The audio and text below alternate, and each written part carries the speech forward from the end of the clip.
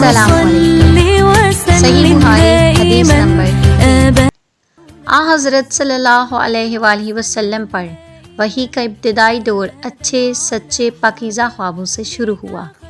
آپ خواب میں جو کچھ دیکھتے وہ صبح کی روشنی کی طرح صحیح اور سچا ثابت ہوتا۔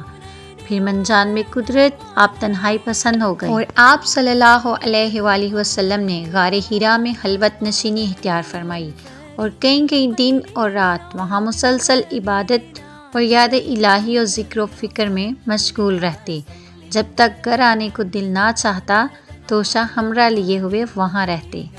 توشہ ختم ہونے پر ہی اپنی اہلیہ محترمہ حضرت ختیجہ رضی اللہ عنہا کے پاس تشریف لاتے اور کچھ توشہ ہمراہ لے کر پھر وہاں جا کر خلوت گزیں ہو جاتے۔ یہی طریقہ جاری رہا یہاں تک کہ آپ پر حق منکشف ہو گیا اور آپ غار حرا ہی میں قیام پذیر تھے کہ اچانک حضرت جبرائیل علیہ السلام آپ کے پاس حاضر ہوئے اور کہنے لگے کہ اے محمد پڑھو۔ آپ فرماتے ہیں کہ میں نے کہا میں پڑھنا نہیں جانتا۔ آپ صلی اللہ علیہ وآلہ وسلم فرماتے ہیں فرشتے نے مجھے پکڑ کر اتنے زور سے بھینچا کہ میری طاقت جواب دے گئی، پھر مجھے چھوڑ کر کہا کہ پڑھو۔ میں نے پھر وہی جواب دیا کہ میں پڑھا ہوا نہیں ہوں۔ اس فرشتے نے مجھ کو نہایت ہی زور سے بھینچا کہ مجھ کو سخت تکلیف محسوس ہوئی۔ پھر اس نے کہا کہ پڑھ۔ میں نے کہا میں پڑھا ہوا نہیں ہوں۔ فرشتے نے تیسری بار مجھ کو پکڑا اور تیسری مرتبہ پھر مجھ کو بھینچا، پھر مجھے چھوڑ دیا اور کہنے لگا کہ پڑھو اپنے رب کے نام کی مدد سے جس نے پیدا کیا اور انسان کو خون کی پھٹکی سے بنایا۔ پڑھو اور آپ کا رب بہت ہی مہربانیاں کرنے والا ہے۔ بس یہی آیتیں آپ حضرت جبرائیل علیہ السلام سے سن کر اس حال میں غار حرا سے واپس ہوئے کہ آپ کا دل اس انوکھے واقعہ سے کانپ رہا تھا۔ آپ حضرت ختیجہ کے ہاں تشریف لائے اور فرمایا کہ مجھے کمبل اڑا دو، مجھے کمبل اڑا دو۔ لوگوں نے آپ کو کمبل اڑا دیا۔ جب آپ کا ڈر جاتا رہا تو آپ نے اپنی زوجہ محترمہ حضرت ختیجہ رضی اللہ عنہا کو تفصیل کے ساتھ یہ واقعہ سنایا اور فرمانے لگے کہ مجھ کو اپنی جان کا خوف ہو گیا ہے۔ آپ کی اہلیہ محترمہ حضرت ختیجہ رضی اللہ عنہا نے آپ کی دھارس بندھائی اور کہا کہ آپ کا خیال صحیح نہیں ہے، خدا کی قسم آپ کو اللہ کبھی رسوا نہیں کرے گا۔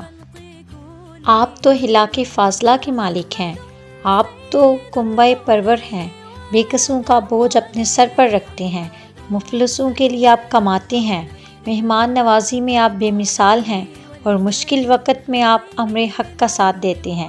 ایسے اوصاف حسنہ والا انسان یوں بے وقت ذلت و خواری کی موت نہیں پا سکتا۔ پھر مزید تسلی کے لیے حضرت ختیجہ رضی اللہ عنہا آپ صلی اللہ علیہ وآلہ وسلم کو ورقہ بن نوفل کے پاس لے گئیں جو ان کے چچا زاد بھائی تھے اور زمانہ جاہلیت میں نصرانی مذہب اختیار کر چکے تھے اور عبرانی زبان کے کاتب تھے۔ چنانچہ انجیل کو بھی حسب منشائے خداوندی عبرانی زبان میں لکھا کرتے تھے۔ وہ بہت بوڑھے ہو گئے تھے، یہاں تک کہ ان کی بینائی بھی رخصت ہو چکی تھی۔ حضرت ختیجہ رضی اللہ عنہا نے ان کے سامنے آپ کے حالات بیان کیے اور کہا اے چچا زاد بھائی، اپنے بھتیجے محمد صلی اللہ علیہ وآلہ وسلم کی زبانی ذرا ان کی کیفیت سن لیجئے۔ وہ بولے کہ بھتیجے آپ نے جو کچھ دیکھا ہے اس کی تفصیل سناؤ۔ چنانچہ آپ صلی اللہ علیہ وآلہ وسلم نے ازل اول آخر پورا واقعہ سنایا، جسے سن کر ورقہ بے اختیار ہو کر بول اٹھے کہ یہ وہی ناموس یعنی معزز رازدان فرشتہ ہے جسے اللہ نے حضرت موسیٰ علیہ السلام پر وحی دے کر بھیجا تھا۔ کاش میں آپ کے اس عہد نبوت کے شروع ہونے پر جوان عمر ہوتا، کاش میں اس وقت تک زندہ رہتا جب کہ آپ کی قوم آپ کو اس شہر سے نکال دے گی۔ رسول کریم صلی اللہ علیہ وآلہ وسلم نے یہ سن کر تعجب سے پوچھا کہ کیا وہ لوگ مجھ کو نکال دیں گے، حالانکہ میں تو ان میں صادق و امین مقبول ہوں۔ ورقہ بولا ہاں یہ سب کچھ سچ ہے، مگر جو شخص بھی آپ کی طرح امر حق لے کر آیا لوگ اس کے دشمن ہی ہو گئے ہیں۔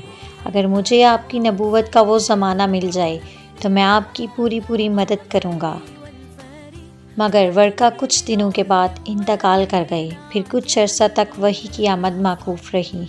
جزاک اللہ۔